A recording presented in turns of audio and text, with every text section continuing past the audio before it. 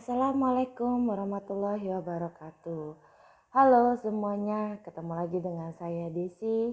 Di sini saya akan membahas apa sih itu bank dan apa sih bedanya perbankan. Sebelumnya kita akan mempelajari ini untuk menggali lebih dalam tentang pengertian bank dan perbankan.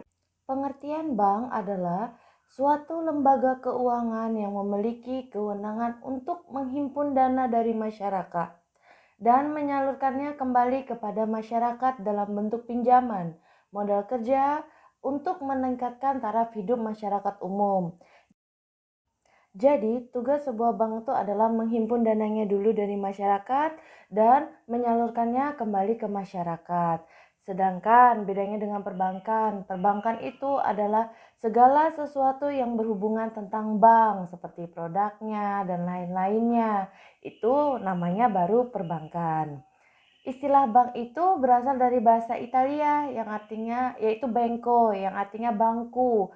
Dalam hal ini kata bangku itu adalah tempat operasional para bankir dalam melayani nasabah mereka. Selanjutnya kita akan ke dalam tujuan bank umum, yaitu dia dalam jangka pendeknya memenuhi kebutuhan likuiditas wajib minimum bank, memberikan pelayanan kepada nasabah secara optimal, dan yang ketiga, menanamkan dana pada tingkat bunga yang layak, aman, dan fleksibel.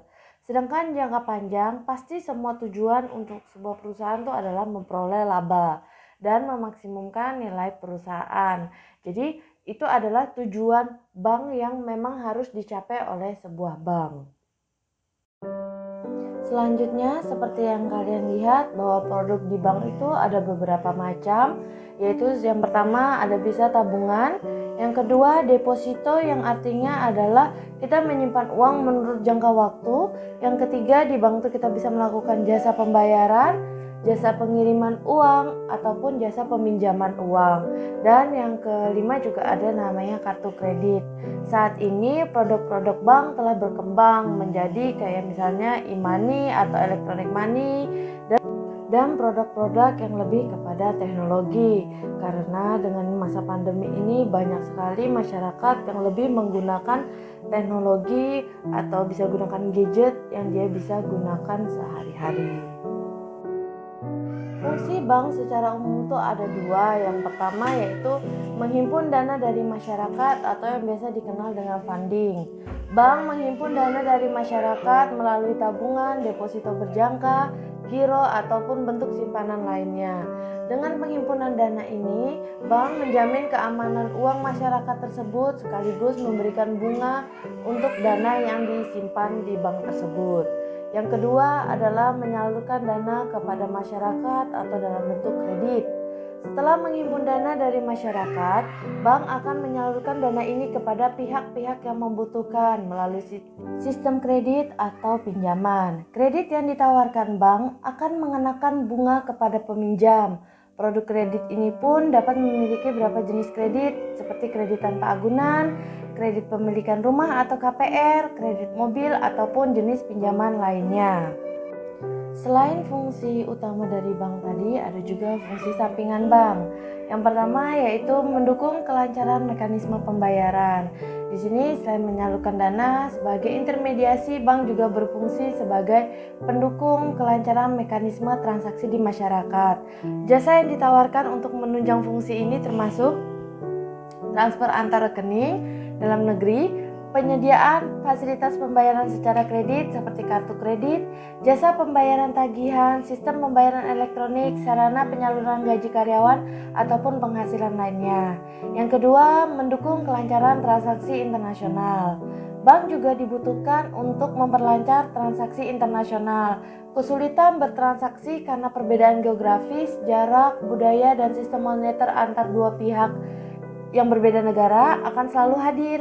Nah, kehadiran bank ini akan memudahkan penyelesaian transaksi-transaksi tersebut agar lebih murah, cepat, dan mudah.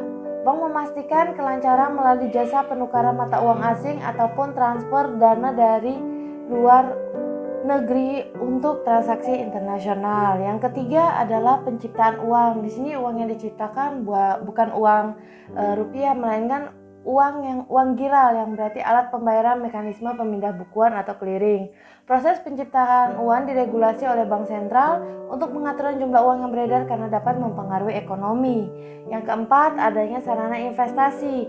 Kini bank juga dapat berfungsi sebagai sarana investasi melalui jasa reksadana atau produk investasi yang ditawarkan bank sendiri seperti derivatif, emas, mata uang asing, saham, dan lain-lain. Dan yang kelima, bank juga berfungsi sebagai penyimpanan barang berharga. Fungsi bank yang telah tersedia dari dahulu kala adalah penyimpanan barang berharga. Nasabah dapat menyimpan barang berharganya seperti emas, surat-surat berharga, perhiasan, dan barang berharga lainnya. Bank juga dapat menyewakan safe deposit box. Nah, sekarang kita belajar dari mana sih bank itu mendapatkan keuntungan, yaitu bank itu mendapatkan keuntungan misalnya ini nih, ada nasabah, ada 3 nasabah, nasabah A, nasabah B, dan nasabah C. Mereka sama-sama menabung. Nasabah A menabung sebesar 10 juta, nasabah B menabung sebesar 18 juta, dan nasabah B menabung sebesar 17 juta. Dan bank menjanjikan adalah bahwa uang yang ditabung akan mendapatkan bunga 3% dalam setahun. Dari jumlah uang yang ditabung oleh seluruh nasabah A, B, dan C, bank memberikan pinjaman kepada nasabah D, yaitu untuk kredit mobil sebesar 45 juta. Jadi nasabah B memerlukan uang untuk membeli mobil sebesar 45 juta dan bank mengenakan bunga kepada nasabah D sebesar 9%.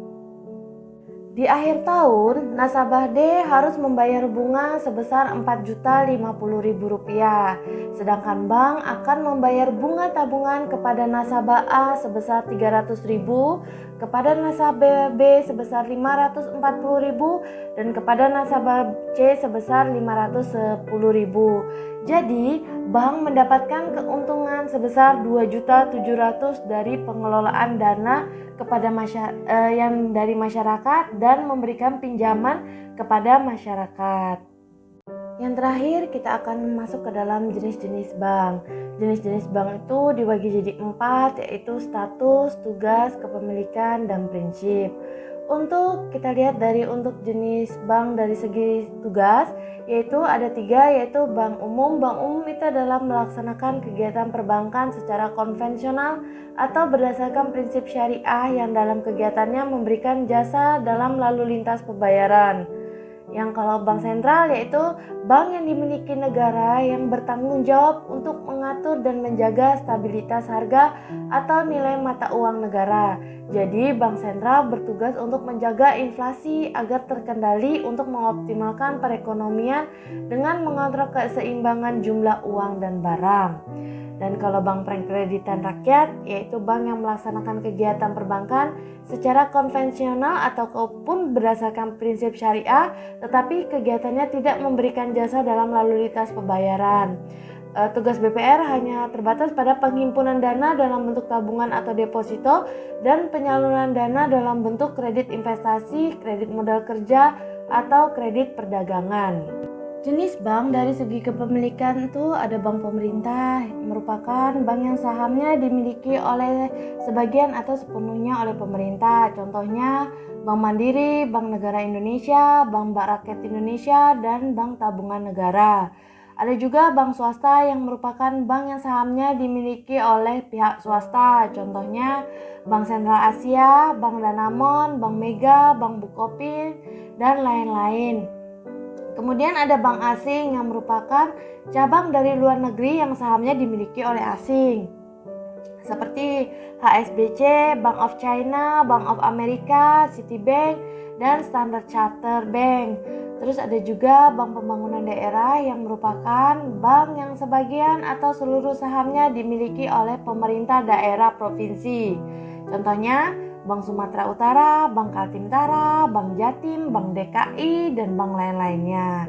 Dan ada juga bank campuran, yaitu bank yang merupakan sahamnya itu dimiliki oleh oleh Indonesia dan campuran.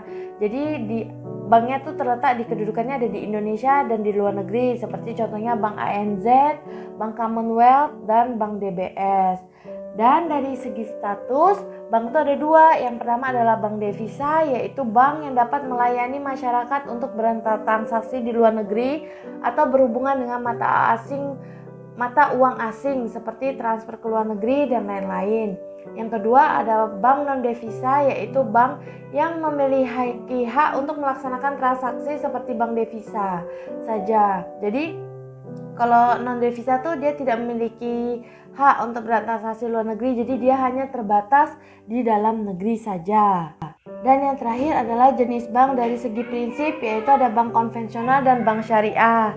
Bank konvensional merupakan bank yang melaksanakan kegiatan usaha secara konvensional, di mana bank menetapkan harga sesuai dengan tingkat suku bunga untuk produk simpanan atau kredit dan menetapkan biaya untuk jasa bank lainnya. Sedangkan bank syariah merupakan bank yang menerapkan aturan perjanjian sesuai dengan hukum Islam antar bank atau pihak lainnya, baik itu produk simpanan, pembiayaan, usaha ataupun kegiatan lainnya. Dan inilah untuk pengantar kita untuk tentang bank. Demikian yang dapat saya sampaikan. Untuk sesi selanjutnya kita akan mulai sesi diskusi. Terima kasih.